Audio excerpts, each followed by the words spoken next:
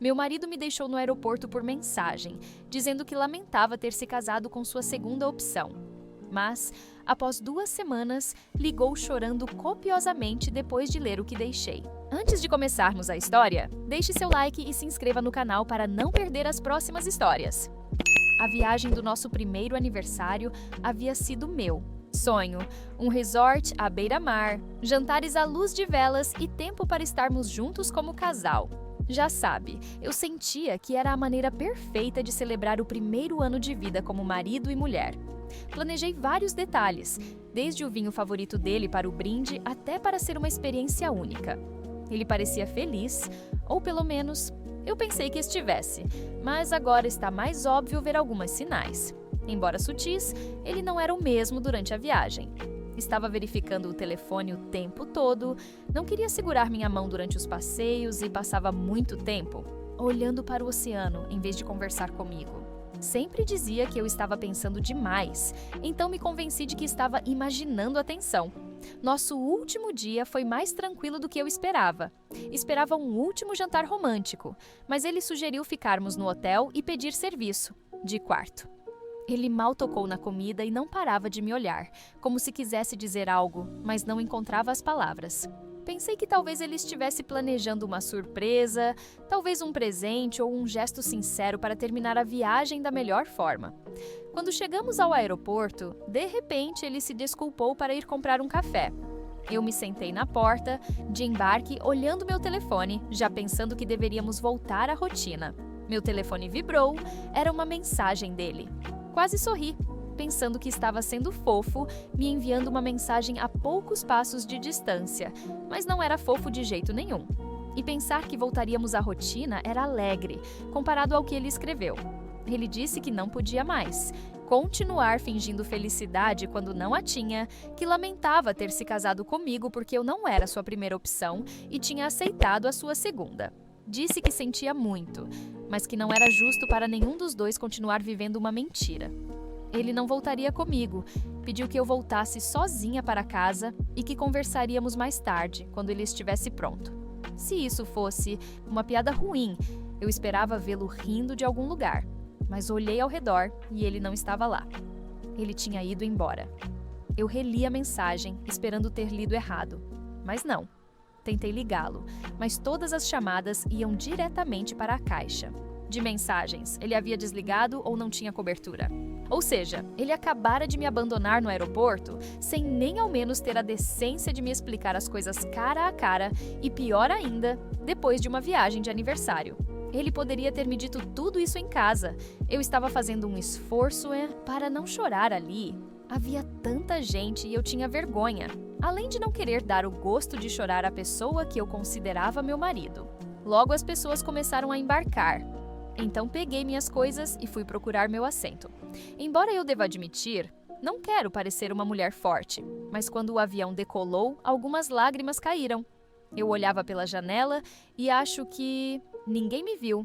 Não estou orgulhosa, mas quando você faz uma viagem para celebrar o amor e volta sozinha, é uma sensação de impotência, tudo junto. No meio do voo, fiz outra coisa que não pensava fazer.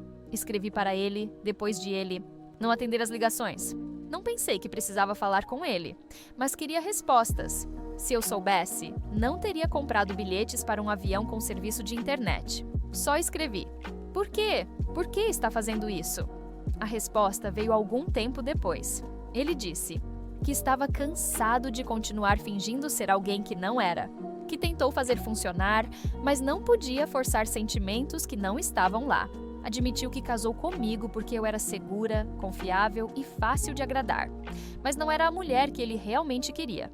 Disse que achava que poderia acabar me amando, mas estava errado. Eu me senti humilhada e descartada, como é o sentimento quando você é a segunda opção. Eu não me casei com ele porque era seguro, me casei com ele porque eu amava, o que eu penso que é a única razão pela qual você deve se casar. Por amor, não por segurança e confiabilidade. Isso era tudo o que eu era para ele. Escrevi furiosa, perguntando quem era a primeira opção, porque estava pensando que ele poderia ter me enganado. Ele não respondeu. Quando aterrissamos, eu estava insensível a tudo. Nem tentei ligá-lo de novo. Sabia que não fazia sentido, ele já tinha tomado sua decisão, então não havia razão nem vontade de convencê-lo. Cheguei em casa, a nossa casa, que estava horrível, só me fazia pensar o quanto ele tinha estado fingindo todo esse tempo, enquanto eu pensava que nos amávamos. Ele tinha deixado os sapatos ao lado da porta antes de sairmos, então descarreguei minha raiva contra eles ao chutá-los. Depois me sentei no sofá, olhando para o nada, realmente deixando tudo se assentar. Não era como se eu tivesse algo mais para fazer, não era como se tivesse forças para nada. Não sei se dormi muito ou não, porque passei a noite inteira no sofá e depois acordei essa manhã, que é quando estou escrevendo isso. Acho que escrever isso me faz sentir um pouco melhor. Atualização. 1. Agradeço às pessoas que estavam preocupadas comigo. Eu estava em um canto muito escuro da minha mente quando escrevi minha postagem, mas não estou tão mal quanto fiz parecer. Sim, estou triste, sim, estou mal, mas não é como se estivesse pensando em coisas extremas. Aqui, sou apenas uma esposa passando por um luto. Acho que passei uns dias em casa, embora já tenha saído de lá, e em nenhum momento meu marido apareceu, me ligou ou respondeu a última mensagem por dias. Quase não comi nem dormi, meu corpo estava no piloto automático, enquanto eu repetia tudo o que aconteceu. Não só fiz uma retrospectiva sobre a viagem, como também sobre o que aconteceu antes dela. No terceiro dia, a névoa inicial, que acho que era dor, começou a se dissipar, substituída por raiva. Ele me deixou para lidar com esse desastre enquanto ele desaparecia. Era como se ele fosse a vítima em tudo isso. E pobre dele, estava casado em um casamento sem amor. Eu não ia ficar me lamentando em uma casa onde tudo eram recordações, e agora, não muito bonitas. Então fiz um plano, me levou uma semana para organizar tudo. Embalei as coisas que compramos juntos. Não queria nada dele. Suas coisas ficaram intactas, que ele se encarregasse de suas coisas. Também me ocupei de finalizar o contrato de aluguel. A casa era alugada porque o nosso antigo apartamento era pequeno e queríamos começar essa nova vida em algo maior e mais afastado do centro da cidade. Senti que era o certo, porque não ia ficar lá e também não queria ser responsável por pagar aquele lugar caso meu marido não voltasse. Estava só o meu nome lá, porque ele tinha alguns problemas que não o permitiam estar no contrato de aluguel. Mas isso não vem ao caso. Entrei em contato com o proprietário, que foi compreensivo, especialmente porque estávamos perto da renovação, e agendei o aviso de desocupação para coincidir com a minha partida. Depois, me sentei para escrever uma carta. Eu precisava dizer a minha parte, porque embora ele não fosse ler, eu precisava tirar tudo de dentro de mim. Comecei dizendo que estava indo embora, não só da casa, mas também do casamento.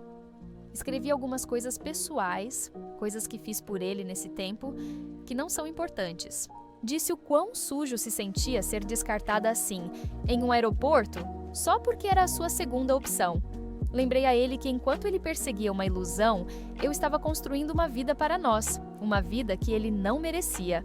Por fim, disse que se ele achava que estava indo embora, segundo os próprios termos, eu já tinha dado o primeiro passo. Junto com a carta, enviei os avisos oficiais, um para o nosso divórcio e outro para que ele deixasse a casa. O contrato de aluguel terminava em uma semana e ele teria que se ocupar da logística de encontrar um novo lugar e se mudar. Não me importava para onde ele fosse. Já não era mais meu problema. No meu último dia na casa, deixei a carta sobre a bancada da cozinha, embaixo da sua xícara favorita. Assim, quando ele voltasse e quisesse tomar um café, notaria isso instantaneamente. Depois, fui embora. Consegui um pequeno apartamento de última hora, que é minha única opção, pelo menos até conseguir algo mais permanente. Mas ficar lá não era uma opção, era mais como uma tortura. Atualização. 2. Algumas pessoas perguntaram como consegui um lugar para ficar em tão pouco tempo. Bem, não é um apartamento para morar a longo prazo, é algo completamente temporário. Eu conheci a dona do lugar, ela tem uma padaria e foi o suficiente gentil para me deixar me mudar rapidamente para o andar de cima, onde tem um pequeno apartamento com o básico. E de passagem, não estou completamente sozinha durante esse tempo. Tive que tirar um tempo do trabalho, mesmo depois de voltar das minhas férias. Por sorte, no trabalho foram compreensivos. Minhas amigas têm me apoiado, mas eu me fechei completamente. Também não tenho muita família, por isso essa opção de moradia temporária é o melhor que posso ter. Mas me apoiei muito na minha melhor amiga, Kelly. Kelly apareceu assim que soube para onde eu tinha me mudado e trouxe em seu carro víveres suficientes para sobreviver um mês, a quantidade necessária caso caísse uma bomba atômica e tivéssemos que sobreviver em um bunker. Ela trouxe até pão, o que eu realmente não precisava, pois moro bem acima de uma padaria, mas esqueci de contar isso para ela. Ela é minha melhor amiga porque sabe que, quando não quero falar sobre as coisas, não me pressiona. E foi isso que ela fez. Veio, se sentou comigo, comemos algumas bolachas que ela trouxe e só conversamos sobre outras coisas. Entre os víveres, também havia álcool, o que é necessário após um apocalipse nuclear e um rompimento como esse. Então, também tomamos um pouco disso. Esse dia ainda dói, mas as bolachas e o vinho fazem maravilhas.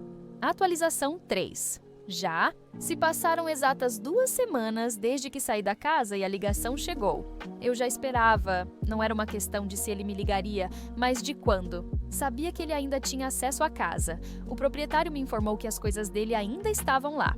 Quando atendi, ele disse que tinha voltado, visto a carta e tudo o que eu havia deixado. Começou a pedir desculpas, mas não estava se desculpando por me ter deixado e pela forma como me deixou, que poderia ter sido melhor.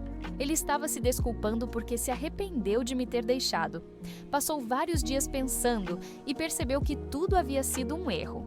Disse que sentia minha falta e que, quando voltou, esperava me encontrar ainda lá para me pedir desculpas, pessoalmente. Também me perguntou o que tinha acontecido com os sapatos dele. Não tinha respostas para ele. Entre as coisas que admitiu, disse que tinha sido egoísta e que não sabia o que aconteceu naquele dia, mas que não pensava tudo o que disse. Justificava, dizendo que talvez estivesse melancólico ou triste e por isso tomou essa decisão. Seria razoavelmente crível se ele não tivesse me dito que era a segunda opção. Não seria perdoável, mas sim crível. Não importa como ele se sentia naquele dia. Não havia razão para me dizer que eu era a segunda opção, a menos que fosse verdade, e isso não ia apagar as desculpas, nem o quão mal ele se sentia agora ou em qualquer outro momento. Disse que estava disposto a compensar isso, talvez com outra viagem paga, tudo por conta dele. Começou a chorar quando disse meu nome, implorando para que eu lhe desse uma segunda chance. Não sei onde estava esse homem quando eu fui abandonada em um aeroporto, mas não me surpreende. Não me implorava para conversar sobre as coisas, não queria saber nada de mim. Por que eu iria querer fazer isso agora? Não confunda isso com vingança, mas eu não poderia me perdoar se voltasse com ele. Você não trata seu parceiro, seja homem ou mulher, da maneira como ele me tratou. E então você pede perdão esperando que tudo se resolva. E menos quando ele deixou de ser sequer uma opção para mim. Minhas opções, que na verdade não tenho, agora são as que me escolhem primeiro. Isso é o que você faz quando se casa com alguém, e foi o que fiz com ele. Escolhi ele primeiro. Eu o interrompi porque ele já estava dando voltas em círculos, dizendo que se arrependeu e que se equivocou. Eu disse a ele que já havia iniciado os trâmites do divórcio e, como ele podia ver, eu estava levando isso a sério. Ele teve a infelicidade de me dizer que eu deveria tê-lo contatado antes de terminar o casamento. Mas quem terminou, embora não oficialmente, foi ele. E eu entrei em contato com ele para perguntar quem era a sua primeira opção e ele nunca me respondeu. O que ele esperava? Que eu lhe desse 6 meses para ver se ele se arrependia? Lamento informar, mas não tinha uma prova grátis de casamento. Não, isso não estou dizendo só aqui, também disse isso a ele. Ele continuou implorando. Prometeu que as coisas seriam diferentes dessa vez, que faria terapia e faria o que fosse necessário para me fazer feliz. Disse que não tinha percebido o quanto eu significava para ele até passar um tempo sem mim, até ler a carta e os outros papéis. Perguntei a ele se sabia como eu me senti quando me abandonou no aeroporto. Eu disse que ele poderia ter me dito, tudo cara a cara, que aquele cenário do aeroporto não deveria ter acontecido.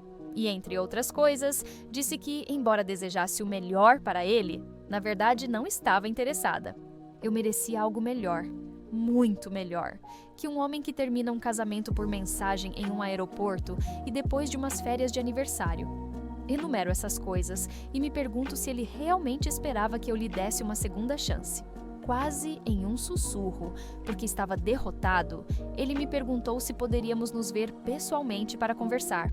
Disse que precisava me ver, se explicar adequadamente, mostrar o quanto lamentava suas ações. Queria ver a dor no meu rosto e sentir a satisfação de saber que, finalmente, ele entenderia o que havia perdido. Mas eu sabia que encontrar com ele só me arrastaria de volta ao caos de que eu estava tentando escapar. Disse a ele que pensaria nisso, embora ambos soubéssemos que minha resposta já era não. No entanto, disse que o veria por motivos legais. Atualização 4. Essa atualização chega 2 meses depois que saí de casa. Para situá-los, quem tem sido meu grande apoio durante tudo isso foi minha amiga, aparecendo sem aviso com café ou me arrastando para jantares improvisados. Uma noite, enquanto compartilhávamos um prato de nachos no nosso restaurante favorito, ela me disse que eu parecia diferente, talvez um pouco mais feliz do que antes. Bem, se ela me vê melhor, talvez eu esteja. É difícil perceber isso no meio de tudo. Recebi uma mensagem dele. Meu advogado me ajudou a lidar com ele e não havia muito o que dividir. Se eu soubesse que iria lidar com tanto drama, teria me casado com alguém rico. Ao menos teria ganho algo com isso. Antes que aparecesse alguém ressentido como ele, que disse que eu deveria dar uma chance a ele. Quero deixar claro que isso é uma piada. Não me interessa dinheiro, mas não há nada de positivo que eu possa tirar deste casamento. A mensagem dizia que ele havia aceitado o divórcio e que estava assinando os papéis. Ele me agradeceu pelos anos que compartilhamos, antes e no casamento, e admitiu que tinha sido um erro me dar por certa. Disse que esperava que eu encontrasse a felicidade que merecia. Respondi com uma mensagem curta, agradecendo pela honestidade e desejando-lhe o melhor. Não era exatamente um perdão, mas era uma forma de me libertar. Mas um dia, vendo as redes sociais, vi uma publicação que explicava bastante. Estava na conta dele, a mulher que supostamente era a primeira opção tinha marcado ele em uma foto. Uma imagem deles em um bar com a legenda: "Não tenho ele adicionado como ex, mas sim, compartilhamos. Amigos, então algumas publicações dele ainda aparecem?" Não pude evitar rir. Não foi uma risada amarga, mas uma de genuína diversão. Afinal, depois de todas as suas lágrimas e desculpas, ele tinha voltado com ela. A ironia era quase poética. Esse era o seu padrão, sua forma de preencher os vazios em sua vida com pessoas que ele não sabia como valorizar. Até sinto pena da sua primeira opção. Mesmo assim, não perdi nem 5 minutos com essa foto e continuei minha vida. É bom ter algumas respostas? Atualização 5. Não se passaram 2 dias depois de ver a foto dele e meu telefone voltou a tocar. O que mais ele poderia me dizer? Pensei. Vamos terminar com isso. Ele disse que queria falar sobre o divórcio e que não estava pronto para desistir de nós. Perguntei o que tinha mudado desde a última mensagem, a que ele tão amavelmente aceitava o divórcio. Ele disse que havia cometido um erro ao me deixar ir. Eu o interrompi, dizendo que não parecia que ele estava dizendo isso de verdade. Expliquei que já havia visto a foto com sua ex. Ele disse que a foto com sua ex não significava nada, que foi só uma saída com uma velha amiga e que as pessoas estavam tirando conclusões erradas. Garantiu que ainda me amava, que não conseguia imaginar o futuro sem mim. Deixei ele desabafar porque era divertido como ele mentia. Minha resposta foi que as pessoas podiam tirar conclusões erradas, mas a verdade é que eu não sei o que elas pensam. Mas a minha conclusão é que a ex dele estava brincando com ele na hora de voltar. E quando isso acontecia, ele não queria ficar sozinho. Ele insistiu que a foto estava fora de contexto e que eu era como essas pessoas que tiram conclusões erradas. Bem, nesse caso, não acho que as pessoas estão erradas e pensam como eu. Ele disse que não a amava, que só tinha se comunicado com ela porque estava se sentindo sozinho. Mas eu perguntei: essa não é a mulher que você disse que era a sua primeira opção? Então ele começou a chorar. Eu sei, ele chora muito. Antes não era assim. Ele disse algo como: "Você foi a primeira, só tive um momento de dúvida, mas nesse tempo percebi que você era a primeira." Perguntei: "Você percebeu isso sozinho ou alguém fez você perceber?" Ele respondeu: "Eu posso pensar por mim mesmo, não preciso que ninguém me faça pensar nada." Perguntei: Você tem certeza de que sua ex não te rejeitou e agora você está me escolhendo porque sua primeira opção saiu da lista? Isso é o que aconteceu, não é? Ele respondeu: se eu digo que você é a minha primeira opção, é porque eu realmente penso isso. Bem, isso soa exatamente assim. E se Las Vegas tivesse uma aposta, eu apostaria todas as minhas economias nesse momento. Então, meu marido ficou irritado. Ele disse: a primeira opção que você tem é você mesma e você está procurando uma desculpa para não me dizer isso. Se eu fosse a sua segunda opção, eu teria te convidado para um aeroporto e contado tudo por mensagem. Claro, não é engraçado, porque estou abrindo meu coração e me escolhendo, e você não faz nada para estender uma ponte entre nós. Uau, estou lisonjeada por você me escolher como segunda opção, porque ficou sem a primeira, mas eu vou seguir em frente. Te recomendo a procurar a sua lista e começar pela terceira. Talvez ela tenha baixa autoestima e fique com você. Então, ele terminou a ligação. Ele me tirou a satisfação de fazer isso, mas acho que dar essas respostas valeu a pena. Também tive que parafrasear um pouco aqui, porque não foram as palavras exatas dele. Mas era o que eu entendi, já que entre choro e raiva, algumas palavras não foram completamente claras. O que ficou claro, no entanto, foi qual é a verdade, embora meu futuro ex não queira admitir. Atualização. 6. Não recebi mais chamadas chorosas do meu quase ex-marido. Não falta muito para isso ser oficial, mas recebi uma mensagem privada da pessoa com quem meu ex-marido estava na foto. Não, abri a mensagem imediatamente, não sabia o que esperar dela e não estava muito bem preparada. Mas deveria ter feito isso, porque não era uma mensagem tão ruim. Mais tarde naquela noite, depois de debater comigo mesma, abri a mensagem e passei os olhos rapidamente. Começou se apresentando como se não soubesse quem eu era. E depois, começou com um tom estranhamente familiar, dizendo que esperava que eu não achasse a mensagem inadequada, mas que achava que era hora de esclarecer as coisas. Disse que sabia sobre o divórcio e queria garantir que isso não tinha nada a ver com ela. Garantiu que ela e meu ex só haviam se reconectado depois que ele disse que nós estávamos nos separando. Ela destacou que agora, para ela, eram apenas amigos e que isso não tinha nada a ver com o que meu ex pudesse sentir. Ela não tinha más intenções. Até teve a ousadia de sugerir que se algum dia eu quisesse conversar, ela ficaria feliz em esclarecer as coisas.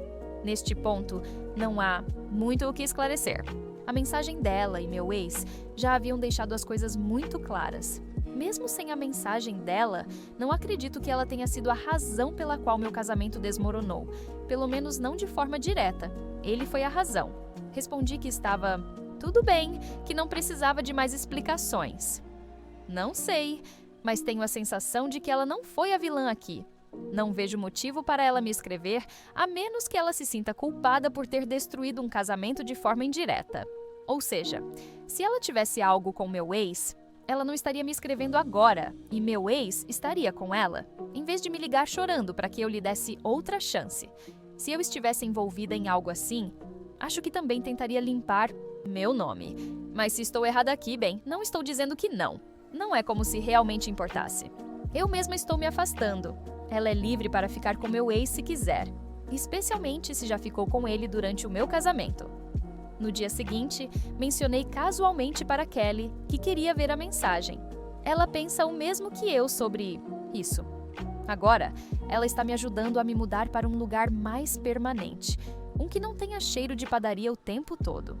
Não é porque eu odeio, mas porque não ajuda a me manter magra se o que mais penso é comer essas coisas.